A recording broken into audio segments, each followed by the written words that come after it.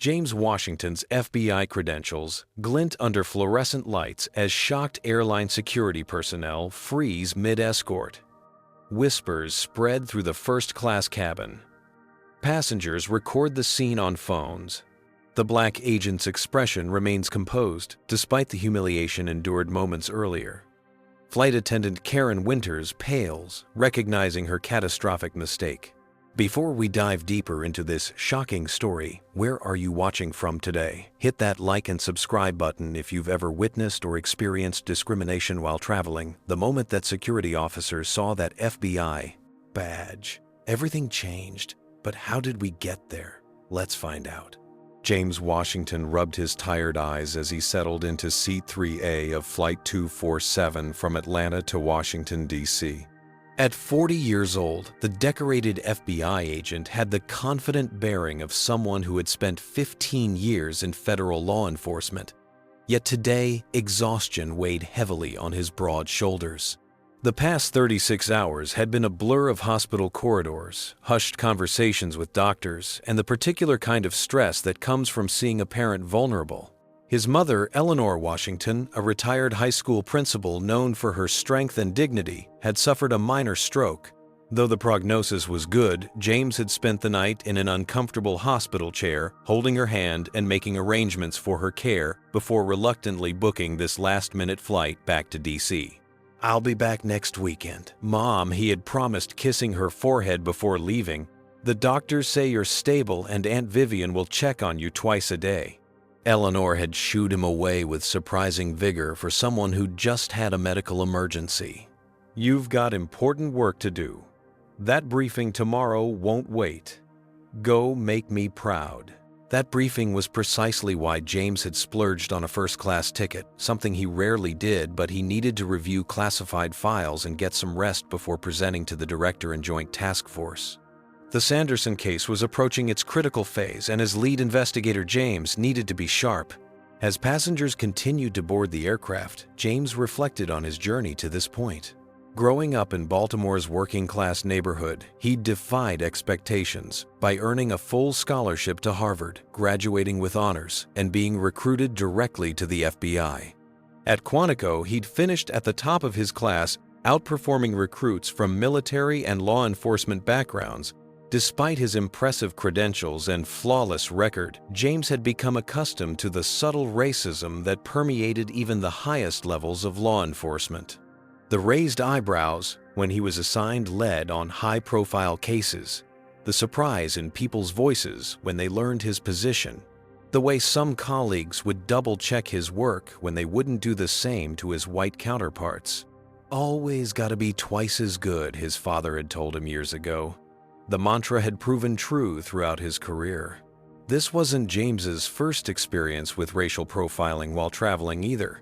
He'd been randomly selected for additional screening so often that it had become a running joke among his colleagues. Once he'd been pulled aside at customs despite displaying his FBI credentials. Another time, a hotel clerk had questioned the validity of his government credit card. Each incident was a reminder that no matter his accomplishments to some people, his skin color defined him first. Today's flight was supposed to be straightforward. James had boarded early, dressed in a tailored charcoal suit, though he'd opted for comfortable shoes and no tie after the long hospital stay. He carried a leather portfolio containing sensitive case files and his government-issued laptop. His badge and gun were secured in their proper places, as they had been for 15 years. The initial interactions with the flight crew had been pleasant enough. The gate agent had thanked him for his early arrival, and the first officer had nodded respectfully as James boarded. He'd even exchanged a brief, friendly conversation with an older flight attendant who'd noticed his exhaustion and offered an extra pillow. It wasn't until James took his seat in first class that he noticed the first hints of trouble. The passenger across the aisle, an older white man in an expensive suit, had given him a double take. A woman in the row behind had clutched her purse a little tighter as he passed. These were familiar signals to James, the small tells of people making assumptions. He took a deep breath and reminded himself what was at stake with tomorrow's briefing. 15 months of careful investigation, 3 separate jurisdictions, and potentially dozens of lives hung in the balance. James needed to stay focused on what mattered. He reclined his seat slightly, opened his portfolio to review his notes, and tried to ignore the occasional stares from fellow passengers wondering what a man who looked like him was doing in first class. James had just begun to review his case notes when he sensed someone standing over him. Looking up, he met the tight-lipped smile of flight attendant Karen Winters, a woman in her mid-50s with meticulously styled blonde hair and sharp eyes that seemed to be assessing him rather than serving him. "Ticket, please," she said, hand outstretched. James reached into his jacket pocket and handed her his boarding pass. Karen studied it with unusual scrutiny, turning it over and examining it under the light as if checking for counterfeit markings. "Is there a problem?" James asked calmly. "Just routine," Karen replied, though James had noticed she hadn't asked to see anyone else's boarding pass. She eventually handed it back with a stiff smile. "Enjoy your flight." No sooner had James returned to his documents than the passenger across the aisle, Howard Palmer, a well-dressed man in his 60s, with the entitled air of someone accustomed to deference, flagged down Karen. "Excuse me, Howard," Stage whispered loudly enough for James to hear. "I think there's been some kind of mistake with the seating arrangements." James pretended to focus on his work, but he could hear every word of their conversation. "I paid a premium for this flight," Howard continued, gesturing subtly but unmistakably toward James, "and I expected a certain atmosphere." Karen nodded sympathetically. "I understand, sir. Let me see what I can do."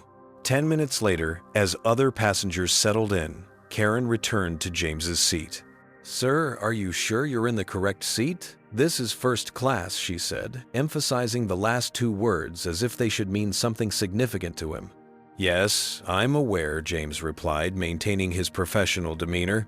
"As you verified earlier, this is my assigned seat." Karen pursed her lips but moved on. James attempted to close his eyes for a moment's rest, but every time he began to drift off, he felt a presence nearby. Karen seemed to be finding reasons to hover around his seat, adjusting overhead compartments, checking on neighboring passengers, offering drinks to everyone in his vicinity except him.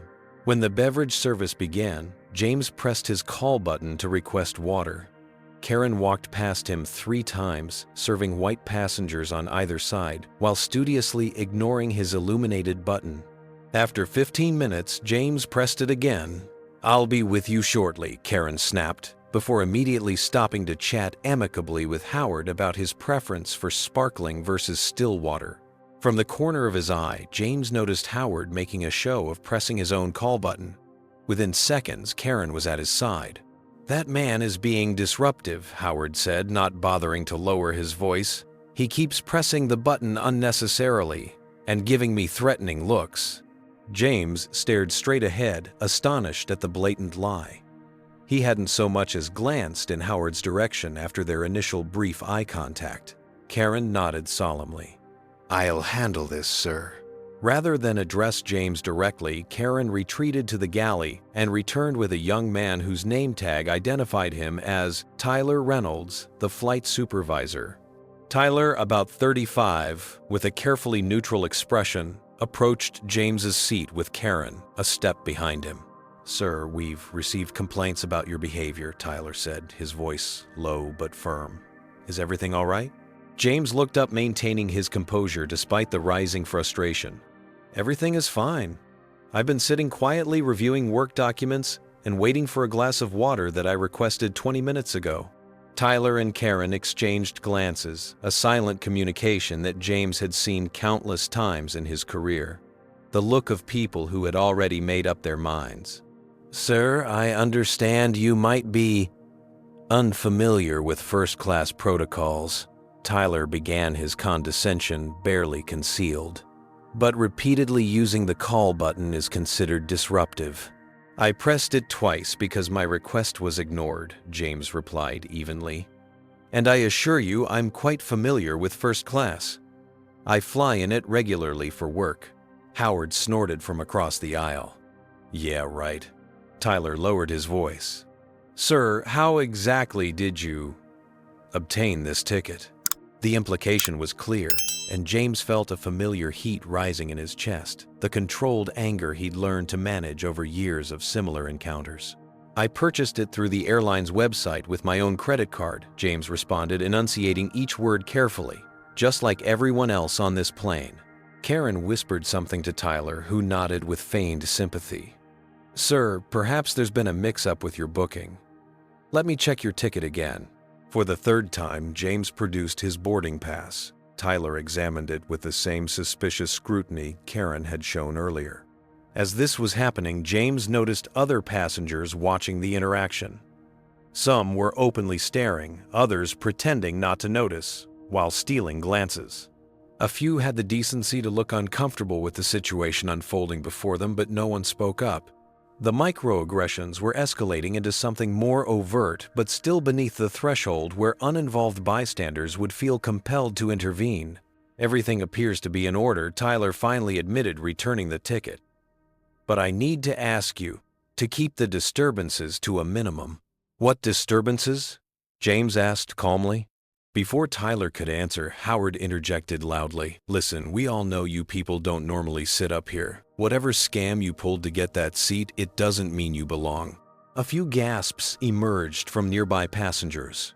Tyler should have immediately addressed this naked bigotry, but instead he acted as if he hadn't heard it. Sir, Tyler said to James, ignoring Howard's comment entirely, "I'm trying to resolve this situation peacefully." James felt the weight of the moment. He was exhausted, worried about his mother, preoccupied with tomorrow's crucial briefing, and now facing blatant discrimination. The professional part of him, the FBI agent trained to de-escalate, urged caution. But the human part, the man who had endured these indignities his entire life, demanded dignity. "There is no situation to resolve," James said firmly. "I purchased this seat. I have every right to be here. I have done nothing disruptive whatsoever. What's happening right now is textbook discrimination, and I would advise you to consider your next actions very carefully." Tyler's face flushed. "Are you threatening me, sir?" "I'm simply stating facts," James replied. By now, the confrontation had drawn the attention of most first-class passengers. Some had begun recording with their phones. Among them was a young Latina woman in seat 2B who had been watching the entire interaction with increasing concern. "Excuse me," she called out. "I've been sitting here the whole time, and this gentleman has done absolutely nothing wrong. You're the ones harassing him." "Ma'am, please stay out of this," Tyler responded curtly. "I'm Amelia Rodriguez," she replied, "and I'm an attorney with the Civil Rights Division of the Justice Department. I'm very much staying in this." Tyler hesitated, but Howard was undeterred. "This isn't about race," Howard insisted, though no one had mentioned race. "It's about standards. Look at him. He clearly can't afford to be here legitimately." James, dressed in his tailored suit that cost more than Howard's ostentatious gold watch, simply raised an eyebrow. "What specific policy have I violated?" James asked Tyler directly. Tyler, flustered by Amelia's intervention and James's direct questions, stepped back into the galley and made a call. When he returned, his demeanor had hardened. "Sir, the captain has requested that security meet this flight." "On what grounds?" James asked. "Disruptive behavior," Tyler responded, without meeting his eyes. As if on cue, 2 airline security officers boarded the plane. Brett Davidson, a burly man in his mid-40s, and Mike Geller, a younger officer with a military haircut, made their way down the aisle toward James's seat. They approached with hands positioned near their belt's standard posture when anticipating resistance. Neither bothered to assess the situation or question any witnesses. They had already decided who the problem was. The cabin fell silent as Brett and Mike positioned themselves on either side of James's seat. Brett, the senior officer, spoke first. "Sir, we need you to gather your belongings and come with us," he announced, loud enough for everyone to hear. James remained seated, his hands visible on the armrests. "May I ask why I'm being removed from this flight?" "The flight crew has reported that you're causing a disturbance," Mike replied mechanically. What specific disturbance? James pressed, knowing documentation of details would be crucial later. Brett's jaw tightened. That's not for us to determine. We're here to escort you off the aircraft at the crew's request. James turned slightly to address Tyler, who was hovering behind the security officers. I'd like to speak with the captain. Tyler shook his head. That won't be necessary. The decision has been made. I have not raised my voice. I have not used profanity. I have not threatened anyone. I have not refused any crew member instructions, James stated clearly, making sure other passengers could hear. I simply asked for water and questioned why I was being treated differently than other passengers. Howard snorted from across the aisle. Playing the race card typical. Amelia Rodriguez, still recording from seat 2B, spoke up again. For the record, I'm documenting that Mr. Palmer just made a racially charged comment which the crew is ignoring while continuing to harass this passenger who has done nothing wrong. Brett shifted uncomfortably but maintained his authoritative stance. Ma'am, please stay out of this. I will not, Amelia replied firmly. What's happening right now is textbook discriminatory treatment, and as a civil rights attorney, I am professionally obligated to document it. Several other passengers had their phones out, now recording the escalating confrontation. The diverse reactions among them told their own story. Some seemed voyeuristically entertained, others embarrassed. A few nodded in agreement with Amelia, while some aligned with Howard, muttering about troublemakers and playing victim. Brett turned his attention back to James. Sir, you can either walk off this plane with dignity, or we can make this more difficult. The implied threat hung in the air. James, who had faced down armed suspects and navigated hostage negotiations, recognized the dangerous crossroads before him. If he continued to resist even verbally, the situation could quickly escalate to physical force. As a black man, regardless of his profession, that escalation carried risks that the security officers might not even consciously recognize. I want it noted that I am complying under protest, James stated clearly. I have done nothing to warrant removal, noted Brett replied dismissively. Now stand up slowly and come with us. As James began to rise, Howard smirked triumphantly. Karen, who had been watching from the galley, stepped forward with a manufactured look of concern. Sir, we can rebook you on a later flight, she offered, her voice suddenly syrupy with false customer service charm. Perhaps in economy where you'd be more comfortable. The condescension was unmistakable. Before James could respond, Mike reached for his arm. Hands off, James said firmly. I can walk on my own. Mike hesitated, then stepped back slightly. James stood, his full 6'2" height and athletic build suddenly more apparent. He reached up to retrieve his briefcase from the overhead compartment. Leave your luggage, Brett instructed. It will be removed after you're deplaned. This contains government property, James replied. It doesn't leave my possession. Brett and Mike exchanged glances silently, calculating whether this was worth the fight. Fine, Brett conceded. Just the briefcase. The rest stays. James nodded and carefully took down his leather portfolio. As he prepared to move toward the aisle, Howard made one final jab. That's right back to where you belong, he muttered, just loud enough to be heard. James paused, looking Howard directly in the eyes for the first time. He said nothing, but his gaze was steady and unblinking. Howard, confronted with a quiet dignity and controlled power in that look, was the first to glance away. Let's go, Brett said, gripping James's upper arm firmly. As they began moving toward the front of the plane, Amelia stood up. I'm going to need your names and badge numbers, she announced, still recording, and I'll be accompanying you to document this removal. Ma'am, you need to return to your seat, Mike ordered. Actually, I don't, Amelia replied. Unless you're prepared to remove me as well, which I strongly advise against. The standoff lasted only seconds before Brett motioned for her to follow. As the unusual procession moved down the aisle, two security officers flanking James with Amelia a step behind passengers in both first class and economy craned their necks to watch. Some pulled out phones to record, while flight attendants tried unsuccessfully to block the views.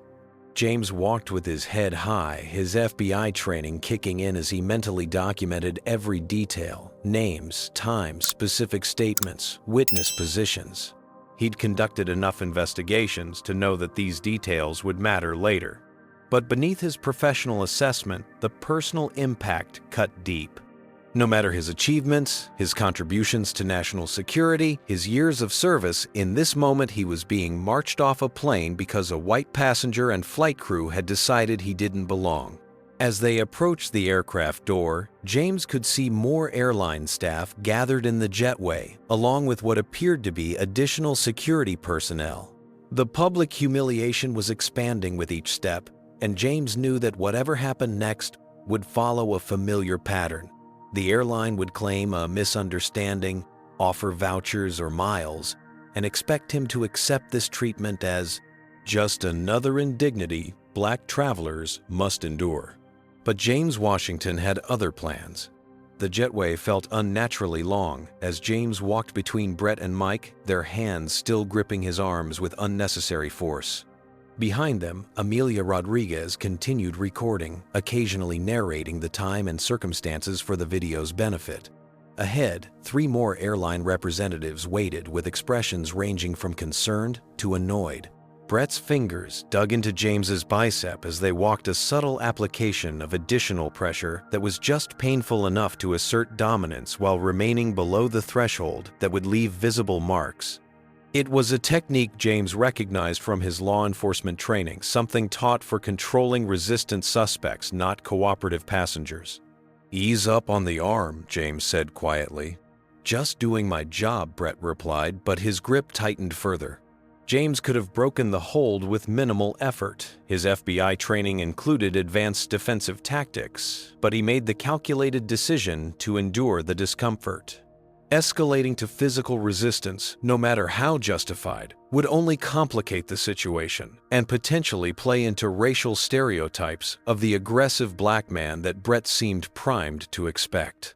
As they approached the waiting airline staff, James noticed the varied reactions of other passengers who had disembarked from different flights and were passing through the terminal. Some slowed to stare, others quickly averted their eyes.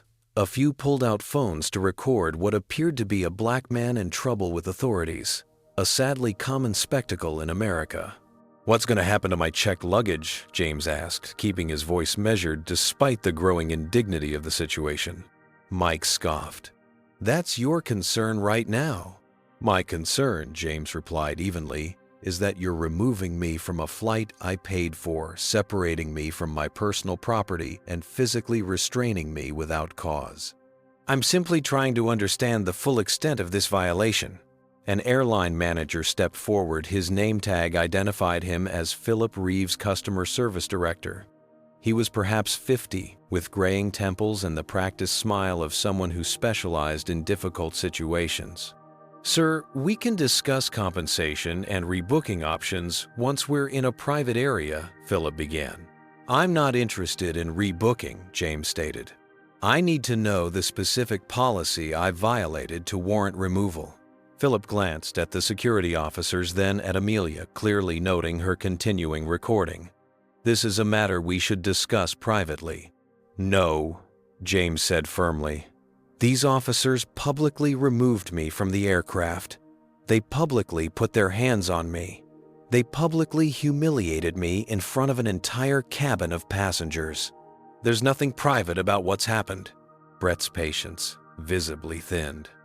"Listen, buddy, you can either cooperate—" "I am not your buddy," James interrupted, his voice remaining calm but taking on the authoritative tone he used in field operations. "And I have cooperated fully despite being given no valid reason for my removal. What I have not done is surrender my right to be treated with basic human dignity." The dynamic was shifting subtly. James's composed confidence was creating uncertainty among the airline staff, who had likely expected either angry outbursts they could characterize as threatening or meek compliance they could later frame as an admission of wrongdoing. Sir Philip tried again. "I understand you're upset." "I'm not upset," James corrected. "I'm documenting a clear pattern of discriminatory treatment that began the moment I took my assigned first-class seat." Amelia stepped forward. As I explained on the plane, I'm an attorney with the Justice Department's Civil Rights Division. I witnessed this entire incident, and I can confirm that this gentleman did absolutely nothing to warrant removal. What I did witness was racial profiling from start to finish. Philip's professional smile faltered. Ma'am, you don't have the full context. I was seated one row ahead for the entire interaction, Amelia countered. I have more context than you do, and I have it all on video. By now, a small crowd had gathered at a distance, watching the confrontation unfold. Among them were several passengers from the flight, including a couple who had been seated in economy and had followed out of curiosity or concern. Brett, growing increasingly uncomfortable with the situation, decided to reassert control. He tugged James toward a side door. We're moving this discussion to the security office now. As they reached the door, Brett's grip tightened again, and James winced involuntarily as the officer's fingers dug into a pressure point. Officer Davidson James said, using the name he'd noted from Brett's badge, I need you to release my arm so I can retrieve my identification. Brett snorted. Yeah, right. Nice try. I'm not resisting, James stated clearly. I simply need access to my inside jacket pocket. Mike exchanged glances with Brett. What identification? We already saw your boarding pass. Not that identification, James replied calmly. Something in his tone gave the officers pause. After a moment's hesitation, Brett loosened his grip slightly but didn't fully release James's arm.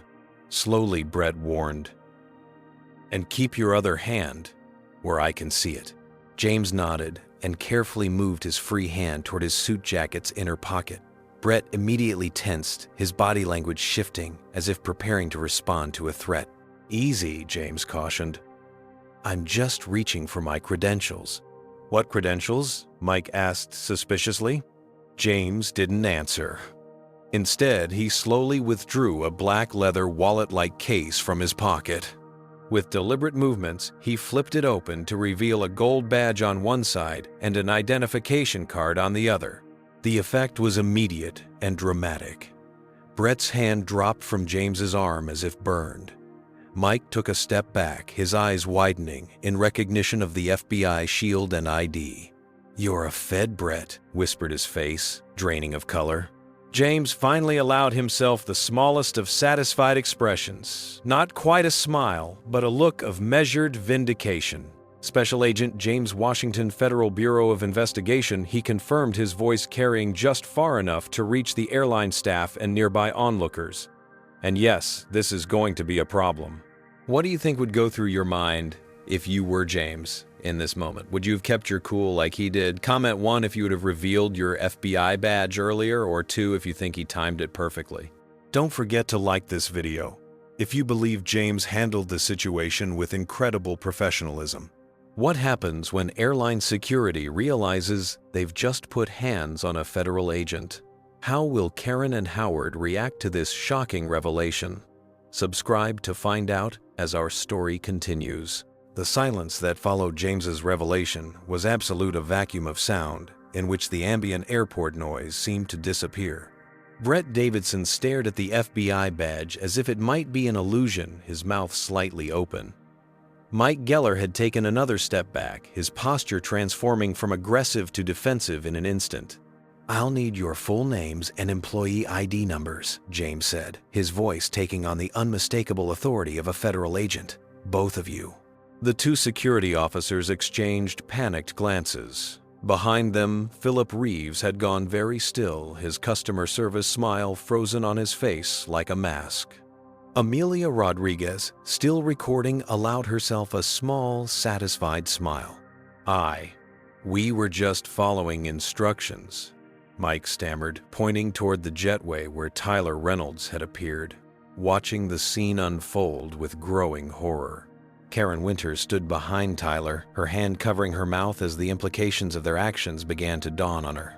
From the doorway of the plane, Howard Palmer was trying to slip away unnoticed, suddenly keen to distance himself from the situation he had helped create. Following instructions is not a defense for civil rights violations, James replied, evenly keeping his credentials visible. I'll need those names and ID numbers now.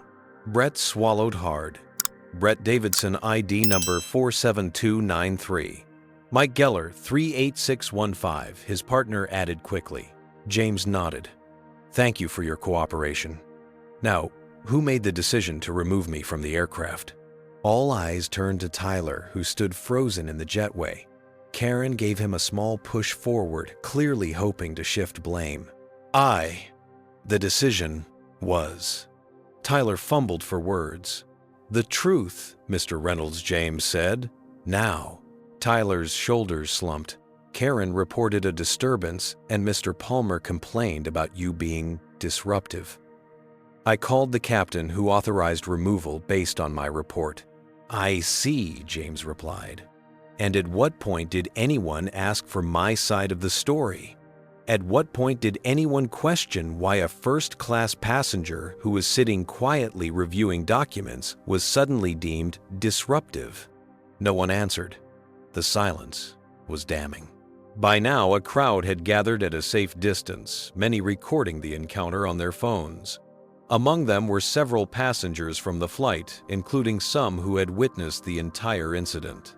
Word had spread quickly, the whispered phrase FBI agent rippling through the onlookers. Howard Palmer, realizing he couldn't escape unnoticed, attempted to reframe his role. I had no idea he was FBI, he called out. The airline staff led me to believe there was a legitimate security concern. Karen's face flushed crimson. That's not true. You were the one who complained first. I simply noted that he seemed out of place, Howard countered. You're the one who escalated everything. James raised a hand, silencing their bickering. Every word spoken on that aircraft was witnessed by multiple passengers, some of whom were recording. I suggest you both consider that before making further statements. The calculated reminder that evidence existed beyond their control sent another ripple of panic through the airline staff. Philip Reeves, recognizing the rapidly deteriorating situation, attempted to regain some semblance of control. Agent Washington, on behalf of the airline, I want to extend our sincere apologies for this unfortunate misunderstanding. He began, his voice professionally contrite. If we could move this discussion to my office, I'm sure we can resolve. This wasn't a misunderstanding, James interrupted firmly. It was racial profiling followed by escalating harassment culminating in a physical removal that violated both airline policy and federal law. And no, we won't be discussing this in your office. I'll be filing formal complaints with the Department of Transportation, the FAA, and the Justice Department's Civil Rights Division. As if on cue, the imposing figure of Captain Ronald Murphy emerged from the jetway. In his late 50s, with silver hair and the commanding presence that came from decades in the cockpit, he surveyed the scene with growing concern. What's going on here? He demanded. We're delayed for departure. Brett and Mike stepped aside, revealing James still holding his FBI credentials. The captain's eyes widened as he took in the badge, then narrowed as he looked back at his crew. Someone explain. Now he ordered. Tyler began a halting explanation, but James interrupted. Captain, I was removed from your aircraft without cause after being subjected to discriminatory treatment by your flight attendant and supervisor. At no point did I violate any airline policy, raise my voice, or refuse any legitimate crew instruction. I was singled out because I'm a black man who happened to be sitting in first class. The captain's expression darkened. He turned to Karen and Tyler. Is this true? Karen attempted to defend herself. He was being difficult. Difficult, how the captain pressed. He kept pressing the call button, Karen stammered. Twice, James clarified. After waiting 20 minutes for water that was promptly served to white passengers around me, Captain Murphy's jaw tightened. He was old school from an era when the captain's authority was absolute, and that authority came with responsibility for everything that happened on his aircraft. Agent Washington, he said, turning to James with genuine regret in his voice, I apologize for the treatment you received on my aircraft. Had I been made aware of the actual circumstances, This removal would never have been authorized. The captain's acknowledgement shifted the dynamic once again. With the highest-ranking airline representative present now openly admitting fault, the remaining staff seemed to deflate. Howard, sensing the tide turning completely against him, attempted to slip away again, but Amelia stepped into his path. "Mr. Palmer, I believe Agent Washington may have questions for you as well," she said, her phone still recording. "About those comments you made regarding how he obtained his first-class seat and where he belongs." Howard's face reddened. "I never said anything about race. You're twisting my words." "We have multiple recordings," Amelia reminded him, "including my own." As the confrontation continued, James noticed a commotion at the edge of the gathered crowd. 3 men and a woman in business attire were pushing their way forward, led by an airport police officer. James recognized the woman immediately. Diane Chen, his FBI supervisor. Diane called out, flashing her own credentials to clear a path. "We got your text. What the hell is going on?" The arrival of additional FBI agents transformed the already tense situation. Airport staff straightened security officers, backed further away, and curious onlookers began recording with renewed interest. Diane James acknowledged with a nod. "I was just explaining to these gentlemen why removing a federal agent from an aircraft based on racial profiling might not have been their wisest decision today." Diane Chen, a 20-year veteran of the Bureau, known for her unflappable demeanor, surveyed the scene with practiced efficiency. Her gaze lingered on the security officers, the airline staff, and finally settled on Captain Murphy. "Captain," she said briskly, "I understand you have a plane full of passengers waiting to depart. I suggest you return to your aircraft while we sort this out. Agent Washington will not be reboarding as he now has official business to attend to." The captain nodded, relieved to have a path back to his primary responsibility. "Again, Agent Washington, my sincere apologies," he said, before turning to Karen and Tyler. "You two remain here. The rest of the crew back to stations. We'll discuss this incident thoroughly after landing." As Captain Murphy returned to the aircraft, James turned to Diane. "I need to retrieve my carry-on luggage," he said. "It contains case materials for tomorrow's briefing." Diane called to one of the agents, who had arrived with her escort, Agent Washington, to recover his belongings. As Agent Johnson moved to comply, Howard Palmer made one last attempt to extricate himself from the situation. "I have a connecting flight to catch," he announced, to no one in particular, trying to edge away from the group. Sir Diane addressed him coolly. "I'll need you to remain here. We have some questions about your role in this incident."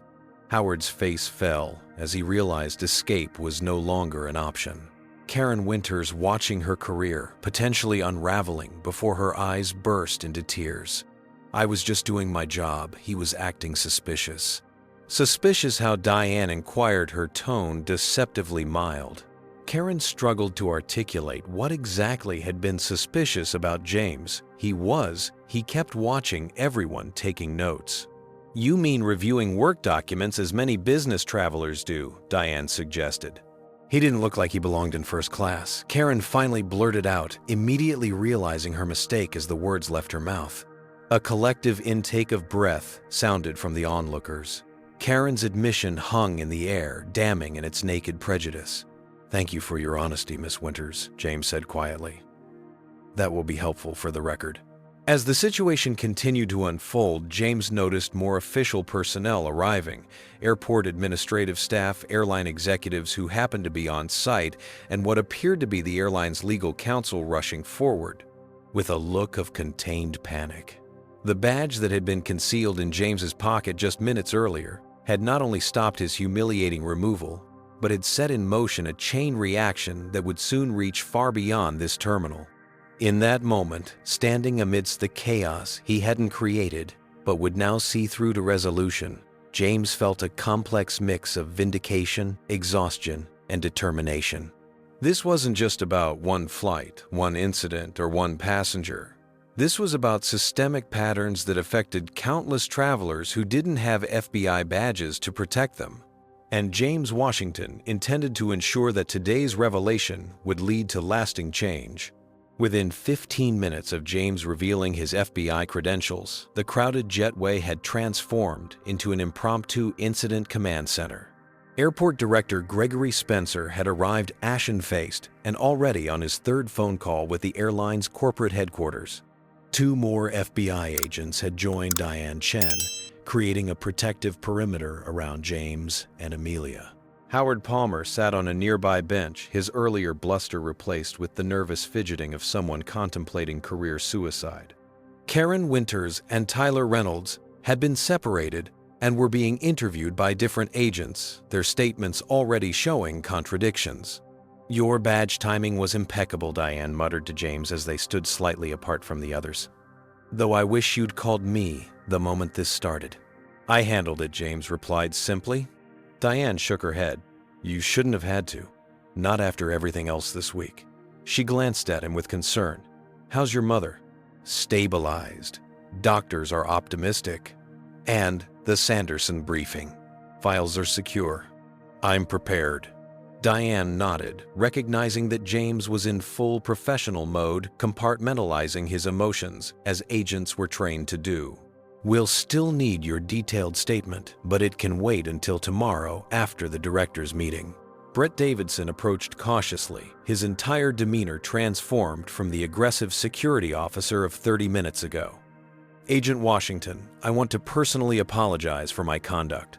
I was responding to information that I now realize was inaccurate." James studied him for a moment. "Officer Davidson, I appreciate your apology. But I want you to understand something. If I weren't a federal agent, if I were simply a black business traveler, a doctor, a lawyer, or a teacher, everything that happened today would still have been equally wrong." Brett nodded uncomfortably. "I understand, sir." "Do you?" James pressed. "Because this isn't an isolated incident.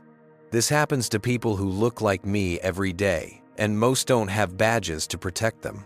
Before Brett could respond, Philip Reeves approached with a woman in an expensive suit who had legal practically stamped on her forehead. Agent Washington Phillip began his customer service voice, now tinged with anxiety. "This is Vanessa Horvath, our regional legal counsel. We want to assure you that what happened today does not reflect our airline's values or policies." Vanessa stepped forward with a practiced expression of concern.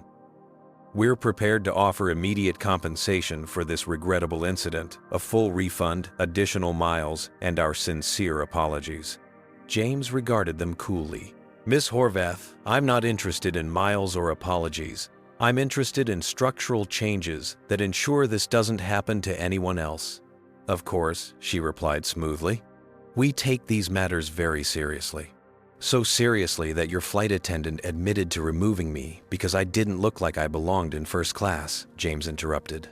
"So seriously that your supervisor never once questioned why a passenger sitting quietly was suddenly deemed disruptive." Vanessa's professional veneer cracked slightly. "Those statements don't reflect company policy." "But they reflect company culture," James countered. "And culture trumps policy every time." Meanwhile, Amelia Rodriguez had been coordinating with her contacts at the Justice Department, her phone constantly buzzing with incoming messages. She rejoined the conversation just as Vanessa was attempting to steer the discussion toward a private resolution.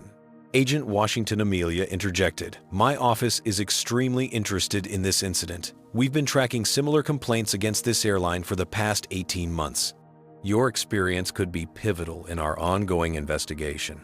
Vanessa's expression froze. "Investigation? This is the first I'm hearing of any Justice Department investigation." Amelia smiled thinly. "That's often how investigations work, Miss Horvath." From across the area, Howard Palmer suddenly stood up. "This is ridiculous. I'm being detained over a simple misunderstanding." Agent Johnson stepped closer to Howard. "Sir, no one is detaining you. We're simply asking for your cooperation in understanding what transpired." "I know my rights," Howard blustered. "And I know people at your agency, too. Thomas Wilkins is a personal friend."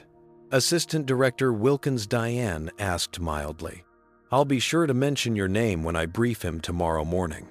I'm certain he'll be fascinated by your role in today's events." Howard paled visibly and sat back down. Captain Murphy had returned from the aircraft after ensuring his passengers were comfortable during the delay. He approached James directly, his expression grave. "Agent Washington, I've spoken with my crew and reviewed our procedures. This should never have happened. As captain, the final responsibility for passenger safety and treatment rests with me, and I failed in that duty today." James appreciated the captain's straightforward accountability, a refreshing contrast to the defensive posturing from the airline executives. "Thank you, Captain. I recognize you were acting on information provided by your crew. Information I should have verified," Murphy insisted. "In 30 years of flying, I've never authorized a removal without personally assessing the situation. I broke my own rule today, and a passenger suffered because of it." As this conversation continued, more passengers from the flight had gathered in the terminal, many offering to provide witness statements or share their recordings. Among them was an elderly black couple who approached James hesitantly. "Young man," the woman said gently, "we saw everything from economy. Been flying 50 years and some things never change. Thank you for standing up, not just for yourself, but for all of us." Her words cut through James's professional distance, reminding him of the human impact beyond procedures and policies. He nodded respectfully. "Thank you, ma'am." The incident was expanding beyond anyone's ability to contain it. Passengers were posting videos online, journalists were already calling the airport's press office, and social media was beginning to buzz with snippets of the confrontation. What had begun as one passenger's removal was rapidly transforming into a potential watershed moment for airline accountability. Gregory Spencer, the airport director, rejoined the group after finishing his calls. "The airline CEO has been notified and is personally reviewing the incident," he informed Philip and Vanessa, who exchanged alarmed glances. "He's requested a direct call with Agent Washington." "That won't be possible right now," Diane interjected firmly. "Agent Washington has official duties to attend to. Any communication can go through FBI, Public Affairs, and our legal counsel." James checked his watch, mindful of tomorrow's briefing. "I need to get to D.C. today," he said to Diane. "The Sanderson case won't wait." "Already handled," Diane assured him. "There's a bureau plane leaving in an hour. It was scheduled to return to headquarters anyway." The irony wasn't lost on anyone. James had been forcibly removed from a commercial flight, only to end up on a federal aircraft instead. Karen Winters, who had been sitting alone after her initial interview, approached with red-rimmed eyes. "Agent Washington, I want to apologize. I made assumptions I shouldn't have made." James studied her for a moment. "Miss Winters, I accept your apology, but I'm more interested in what you plan to do differently tomorrow and the day after, and with every passenger you serve going forward." Karen blinked clearly, expecting the apology itself to be sufficient. I'll do better." "That's not specific enough," James replied calmly. "What specifically will you change about how you assess suspicious behavior? How will you ensure you're not filtering perceptions through biases?" Karen had no immediate answer, which was perhaps the most honest response she'd given all day. As agents began gathering statements from witnesses, Philip Reeves made one last attempt at damage control. "Agent Washington, I want to assure you that we'll be conducting a thorough internal review of this incident." "That's a start," James acknowledged, "but internal reviews have limitations. I'll be filing a formal complaint with the Department of Transportation and providing my statement to the Justice Department's ongoing investigation." Philip's forced smile faltered. "Of course that's your right." "It's more than my right," James corrected. "It's my responsibility. Because the next person this happens to might not have a badge." As the immediate crisis management continued, James stepped aside to call his mother. Despite everything that had happened, Eleanor Washington remained his priority, and he wanted to check on her before the flight to D.C. "Mom, how are you feeling?" "I'm fine, baby." Eleanor's voice came through strong despite her condition. "Aunt Vivian is here fussing over me." "How's your flight?" James hesitated, unsure how much to share given her health. "There was a situation, but it's being handled." Eleanor's tone sharpened immediately. "What kind of situation, James?" "The usual," he replied softly. His mother was silent for a moment. You showed your badge, didn't you? I did. Good, Eleanor said firmly. Your father always said credentials wouldn't protect us, but I believe in using every tool available. You stand your ground. Yes, ma'am, James replied, a small smile touching his lips for the first time that day. As he ended the call, James looked around at the scene, still unfolding. Airline executives in panic mode, security officers giving statements, witnesses coming forward, federal agents taking control. What had begun as a routine flight had transformed into something much larger than himself. The badge had stopped the immediate injustice, but James knew the real work was just beginning. Changing systemic patterns required more than a moment of vindication. It required persistent pressure documentation, legal action, and public accountability. As an FBI agent, James had sworn to uphold the law and protect civil rights. Today, that oath had never felt more personal or more necessary. 3 days after the incident, James Washington sat in Conference Room B at FBI headquarters reviewing the growing case file on what media outlets had dubbed Badgegate. What had begun as personal humiliation had exploded into a national conversation about racial profiling and commercial air travel. The numbers are staggering, Diane Chen said, sliding a report across the table.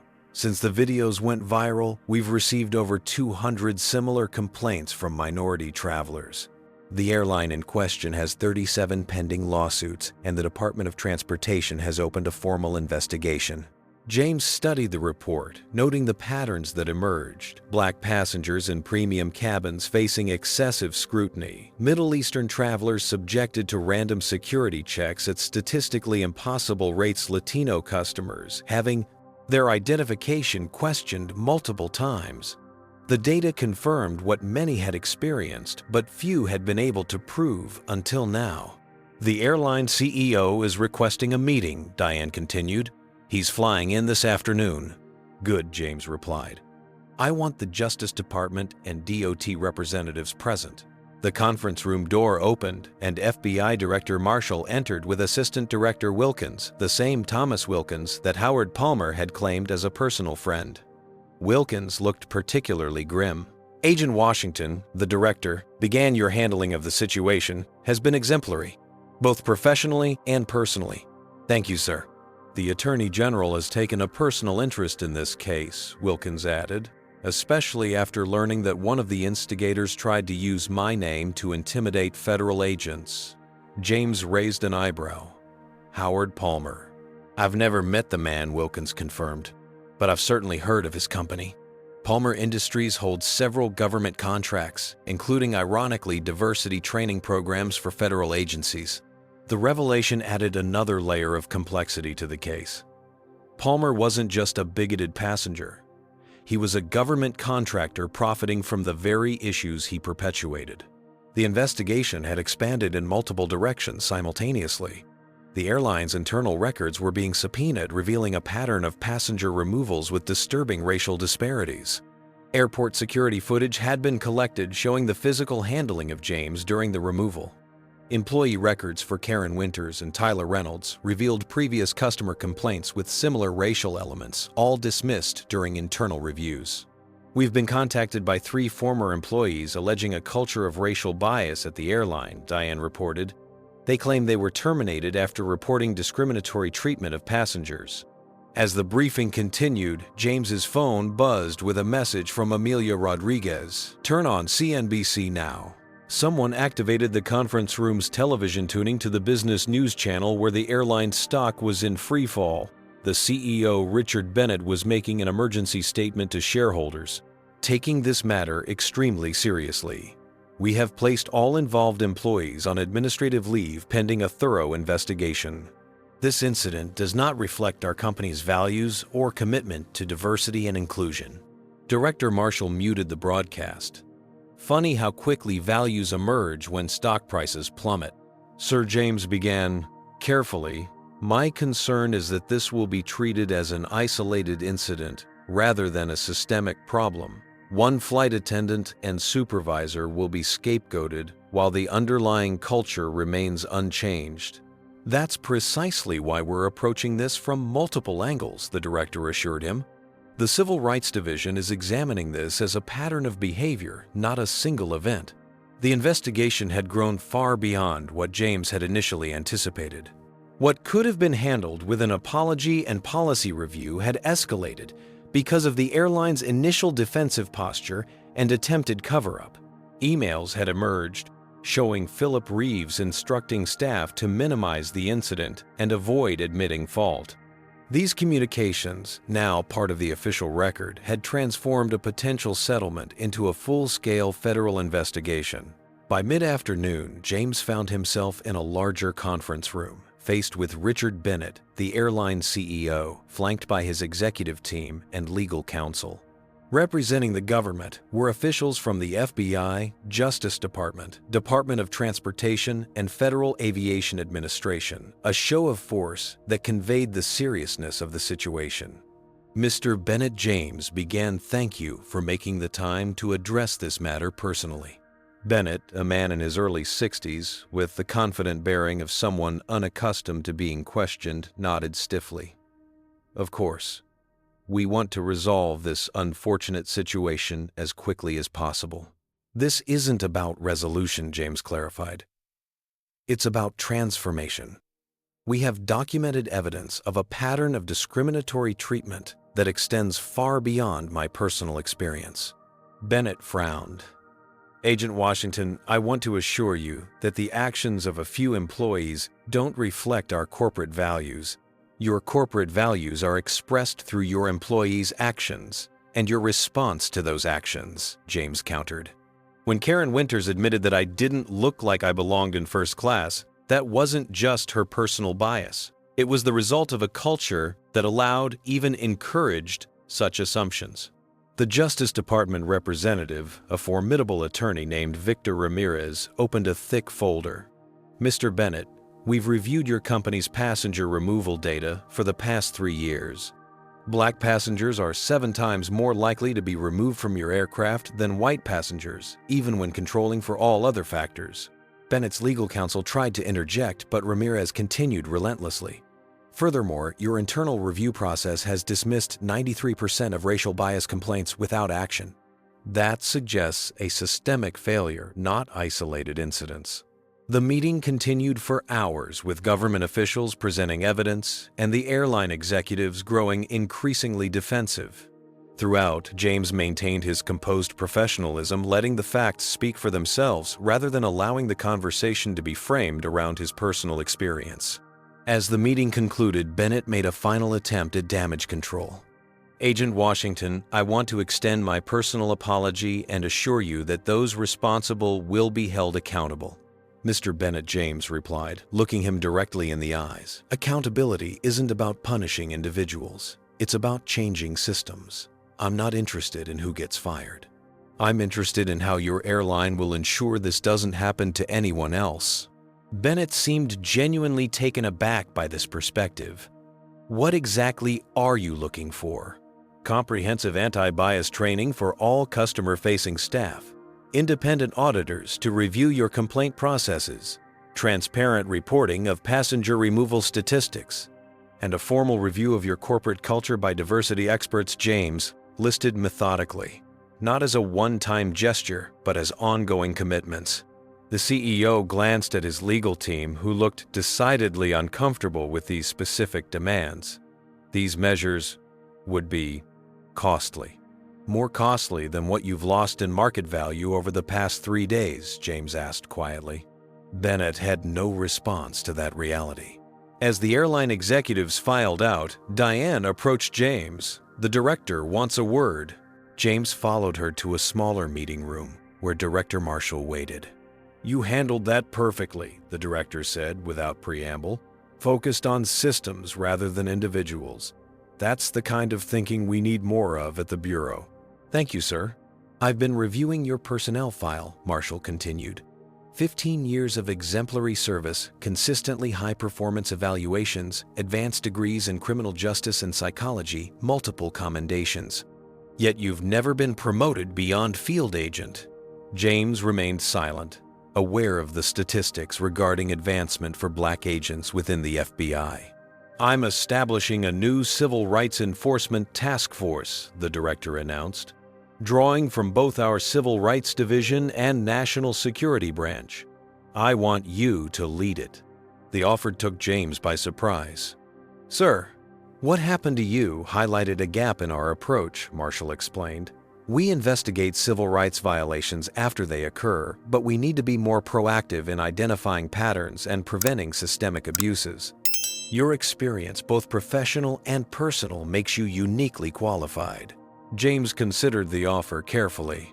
"The Sanderson case will be transitioned appropriately," the director assured him. "This is more important.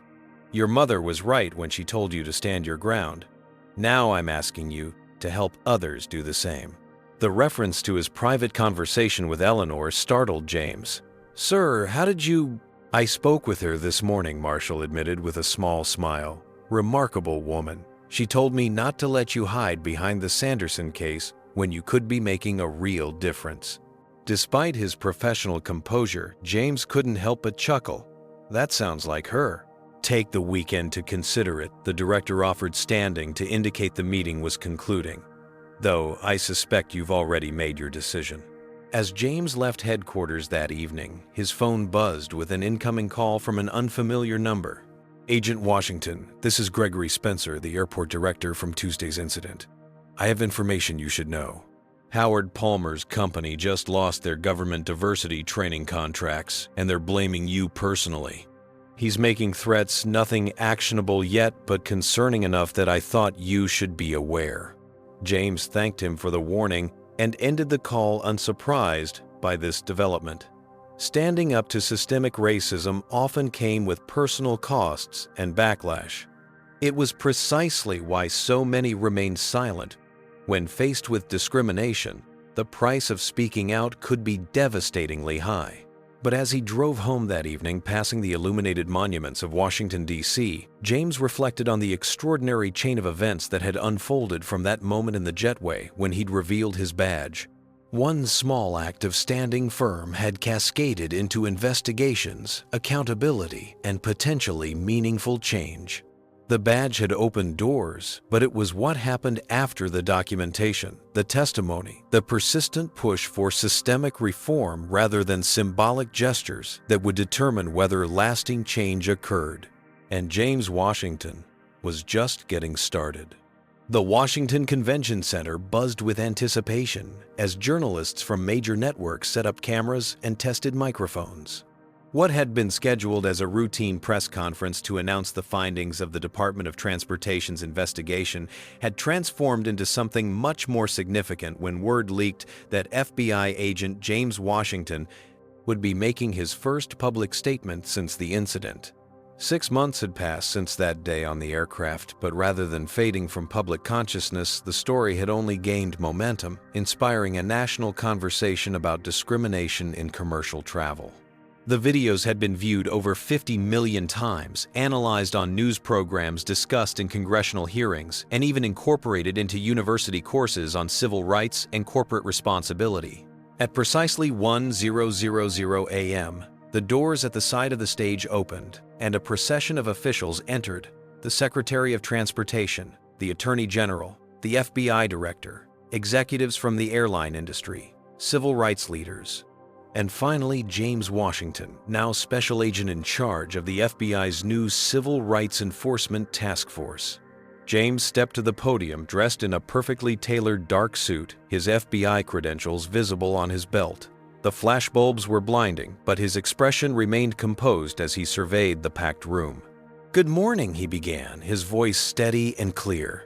"6 months ago, I boarded a flight as a passenger and was removed because I, quote, didn't look like I belonged in first class. Today I stand before you, not just as the FBI agent who experienced discrimination, but as a representative of the thousands of Americans who face similar treatment every day without the protection of a badge." The room was utterly silent as James continued outlining the findings of the multi-agency investigation that had uncovered disturbing patterns across the airline industry. Black passengers were removed from flights at significantly higher rates than white passengers. Middle Eastern travelers faced random security screenings at statistically improbable frequencies. Latino customers had their identification questioned multiple times more often than their white counterparts. "What happened to me was not an isolated incident," James emphasized. "It was a symptom of systemic issues that have been normalized, excused, and hidden for decades. Today marks the beginning of a new approach to accountability." The Secretary of Transportation stepped forward to announce unprecedented measures: mandatory anti-bias training for all airline personnel, independent auditors to review passenger removal decisions, transparent reporting requirements for all commercial carriers, and substantial financial penalties for companies that failed to address discriminatory patterns. When the Attorney General took the podium, the announcements grew even more significant. "Today, I am pleased to announce that we have reached a historic settlement with 5 major airlines, including a commitment of $300 million toward industry-wide reforms," she stated. "Additionally, we are establishing an independent oversight commission to ensure these changes are implemented effectively and sustainably." From his seat on the stage, James could see Karen Winters and Tyler Reynolds in the audience. Both had been placed on extended administrative leave following the incident. Karen's face reflected genuine remorse as she listened to the systemic changes her actions had inadvertently sparked. Tyler looked more resigned, occasionally taking notes, as if attempting to understand how his career had become collateral damage in a much larger story. Howard Palmer was notably absent. His company had indeed lost its government contracts, and subsequent investigations had revealed a pattern of discriminatory business practices that had resulted in multiple lawsuits. Last James had heard Palmer was attempting to rebrand his company as a corporate responsibility consultant with limited success. When it was time for questions, a reporter from the Washington Post addressed James directly. "Agent Washington, many people in your position would have pursued personal damages or even criminal charges against those involved. Instead, you've focused entirely on systemic changes. Can you explain that decision?" James leaned into the microphone. "Punishing individuals doesn't change systems. Karen Winters and Tyler Reynolds were operating within a culture that allowed bias to influence decisions. While they must be held accountable for their actions, focusing solely on their punishment would have allowed the airline to frame this as a bad apple problem rather than addressing the orchard that produced them." His response earned appreciative nods from the civil rights leaders on stage. James continued his voice, taking on additional gravity. "Every day, Americans who look like me are subjected to extra scrutiny, unwarranted suspicion, and unequal treatment without FBI badges to protect them. My position afforded me the opportunity to shine a light on practices that have been normalized for too long.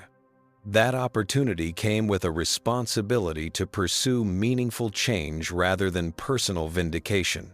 Another reporter raised her hand. "You've been appointed to lead a new FBI task force. Can you tell us about that work?" "The Civil Rights Enforcement Task Force represents a shift in approach," James explained. "Rather than simply investigating individual civil rights violations after they occur, we're developing methodologies to identify patterns of systemic discrimination across industries and institutions. Our goal is prevention through accountability and transparency." As the press conference concluded, James noticed Amelia Rodriguez standing at the back of the room. Their collaboration over the past 6 months had evolved into a genuine friendship and professional alliance. Her expertise in civil rights law, combined with his investigative experience, had proven remarkably effective in developing the new task force's approach. Behind the scenes, the changes had been equally significant. The airline had undergone a complete transformation in leadership and culture. Richard Bennett had resigned as CEO, replaced by an executive with a strong background in organizational ethics. The company had established an independent passenger advocacy office and hired diversity experts to revamp training programs. These changes hadn't come from goodwill, but necessity. The financial impact of the scandal had been devastating, with stock values still recovering and customer trust slowly being rebuilt. After the formal remarks concluded, James found himself approached by a young black flight attendant from another airline who had been invited to attend the press conference. "Agent Washington," she said, extending her hand, "I just wanted to thank you. Since your story became public, the way I'm treated by passengers and even my own colleagues has changed. People are more conscious of their assumptions, more careful about their words and actions. It's not perfect, but it's progress." Her words affected James more deeply than the formal proceedings had. This was the real measure of impact, not policies or settlements, but tangible changes in daily experiences. As James prepared to leave, he received a text message from his mother, who had been watching the press conference from home. "Your father would be so proud of you today. Not just for standing up, but for making sure others won't have to." Eleanor Washington had made a full recovery from her stroke and had become something of a celebrity in her Baltimore neighborhood after her son's story went viral. James smiled at the message, remembering how his father had always emphasized the importance of using whatever platform you had to create space for others. The badge had opened doors, but it was what James had done after walking through those doors that truly mattered. By refusing to accept individual apologies or symbolic gestures, by insisting on systemic accountability rather than personal recompense, he had helped transform a moment of injustice into a movement for change. As he left the convention center, James knew the work was far from complete. Real transformation required constant vigilance, ongoing pressure, and consistent accountability.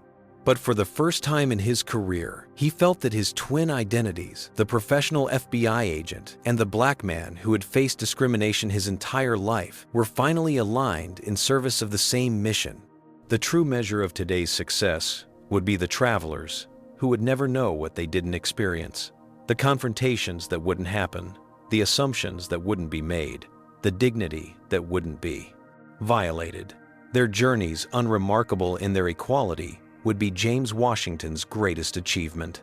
6 months after the press conference, James Washington settled into Seat 3A of Flight 247 from Atlanta to Washington, D.C., the exact same flight number, airline, and seat assignment from the incident that had changed his life and career. The symmetry wasn't coincidental. James had deliberately chosen this flight to assess how much had really changed. The differences were immediately apparent. The gate agent greeted him with the same professional courtesy extended to all passengers. The flight attendants, all new hires or transfers who had completed the airline's revamped training program, moved through the cabin with attentive efficiency that showed no variation based on passengers' appearances. Most notably, when James took his first-class seat, no one gave him a second glance. As he observed the crew's interactions with a diverse group of passengers, James reflected on the extraordinary transformations of the past year. The airline had emerged from its crisis with a completely reformed corporate culture. Karen Winters was no longer a flight attendant. She had requested a transfer to the company's new passenger advocacy office, where she now helped develop and implement anti-bias training programs, often sharing her own experience as a cautionary tale. Tyler Reynolds had been reassigned to a ground operations position after completing extensive sensitivity training. His career permanently altered, but not destroyed. Howard Palmer had faced a different trajectory. After losing government contracts and facing multiple discrimination lawsuits, his company had filed for bankruptcy. The man himself had been court-ordered to perform community service with minority-owned businesses as part of a settlement agreement. James had heard that Palmer was currently working weekends at a Black-owned community center in Baltimore, an irony not lost on anyone familiar with the case. As the boarding process continued, James noticed a young black man in his early 30s being directed to the seat beside him. The passenger, dressed in a crisp uniform, did a double-take upon recognizing James. "Agent Washington?" he asked, extending his hand. "Darius Mitchell. This is incredible. I just completed FBI training at Quantico last month." James smiled, shaking the young agent's hand. "Congratulations. Where are you assigned?" "Atlanta Field Office," Darius replied, settling into his seat with barely contained excitement. "Sir, I hope this isn't inappropriate, but your case is why I joined the Bureau. I was working in corporate law when everything happened. Watching how you used your position to create systemic change instead of just personal vindication, it made me want to be part of that work. The revelation touched James deeply. When he'd revealed his badge that day in the jetway, he couldn't have imagined it would inspire others to pursue careers in law enforcement. The task force is always looking for good people, James mentioned. Once you've settled into your role, consider applying. Darius nodded eagerly. That's my plan. Your approach to civil rights enforcement, focusing on patterns rather than just individual incidents, it's revolutionizing how we address systemic issues. As they continued talking, James learned that Darius had graduated top of his class at Howard University Law School before joining the FBI, another young black professional who had been told throughout his life that he needed to be twice as good to be considered half as qualified. Have you experienced any pushback from colleagues who don't understand the importance of civil rights work? James asked, knowing that not everyone in the Bureau shared his perspective on systemic reform. Darius smiled. Less than I expected. Your case changed a lot of minds.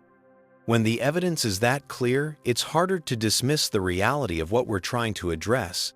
Their conversation was interrupted by the arrival of the flight attendant offering pre-departure beverages. She treated both men with the same professional courtesy, a small but significant indicator of progress. Agent Washington, she said, recognizing him. The captain asked if you might have time to visit the cockpit before takeoff. He was part of the working group that helped develop our new training protocols. James agreed, following her to the cockpit, where Captain Ronald Murphy, the same captain from the original flight, greeted him warmly. Agent Washington, I wanted to thank you personally, Murphy said after introductions. What happened that day was a failure on multiple levels, mine included. But the changes that have come from it have transformed not just this airline, but the entire industry. How has it affected your crew dynamics? James asked. Night and day, Murphy replied honestly. The new training programs have created a completely different awareness among staff. We're having conversations that were unimaginable a year ago. And our passenger removal rates have dropped 87% overall, with no significant racial disparities in the remaining cases. As James returned to his seat, he received a text message from Amelia Rodriguez, who had been promoted to lead the Justice Department's Transportation Equity Initiative. Guess who just contacted me about a potential discrimination case? Flight attendant from another airline. Says your example gave her the courage to come forward. The ripple effect continues. The message reinforced what James had come to understand over the past year, that individual actions, when properly leveraged, could create cascading changes far beyond their original impact. By refusing to accept a personal apology and settlement, by insisting on systemic accountability, he had helped transform a moment of injustice into a movement for lasting change. As the aircraft prepared for takeoff, James gazed out the window at the Atlanta skyline, thinking about his mother's words during their weekly Sunday call. You know what makes me proudest? It's not the promotion or the press, conferences. It's that you used what happened to you to make things better for others. Eleanor Washington had recovered fully from her stroke and had become something of a civil rights advocate herself, speaking to community groups about the importance of documentation and persistence when facing discrimination. Her natural educator's instinct had found a new outlet in retirement. The plane accelerated down the runway and lifted into the air. James watched the ground fall away, considering the journey of the past year, from humiliation to vindication, from individual incident to institutional change. The FBI badge that had stopped his removal had opened doors, but it was his decision about what to do after walking through those doors that had truly mattered. The Civil Rights Enforcement Task Force was now a permanent division within the FBI, with field teams in 12 cities and a growing reputation for addressing patterns of discrimination before they escalated into crises. Their methodologies were being adopted by other federal agencies, creating a more coordinated approach to civil rights enforcement nationwide. As the flight reached cruising altitude, Darius turned to James. I hope it's not overstepping, but would you be willing to mentor me as I navigate the Bureau? Having someone who understands both the professional challenges and the personal ones would be invaluable. James considered the request thoughtfully. Mentorship wasn't just about career guidance. It was about creating pathways and support systems that allowed talent to flourish regardless of background. "I'd be honored," he replied. "And I suspect we'll learn from each other." As they continued their conversation, discussing everything from investigative techniques to the subtleties of workplace dynamics, James reflected on how far things had come from that day when security officers had gripped his arms and marched him off a plane. The badge that had frozen them in their tracks had been just the beginning of a much longer journey toward justice, not just for himself, but for countless travelers who would never experience what he had endured. The true measure of success wasn't in policies or settlements, but in the experiences that wouldn't happen, the confrontations that wouldn't occur, the assumptions that wouldn't be made, the dignity that wouldn't be violated. These negative spaces, these absences of injustice, represented the real transformation. As the flight continued toward Washington, D.C., James Washington looked out at the vast American landscape passing below, seeing not just what was, but what could be, a nation still grappling with its complex history of race and identity still, striving, however, imperfectly toward the ideal of equal treatment under law. The journey, like the flight itself, was far from over. But for the first time in his career, James felt certain they were moving in the right direction. James Washington's story teaches us that true change requires more than individual vindication. It demands systemic transformation. When facing discrimination, the easiest path is often seeking personal resolution. However, James chose the harder but more impactful route, addressing the root causes rather than merely treating symptoms. By focusing on policy changes, accountability structures, and cultural shifts, he ensured his experience would protect countless others who don't have badges to shield them. This narrative reminds us that individual incidents of racism are rarely isolated. They reflect broader patterns requiring comprehensive solutions. It demonstrates how one person standing firm with dignity can spark movements that reshape institutions. Most importantly, it shows that lasting change happens not through punishment alone, but through persistent pressure for transparency, education, and structural reform. The power of documentation, collective action, and refusing to accept symbolic gestures when substantive changes are needed. These are the tools that transform moments of injustice into catalysts for progress.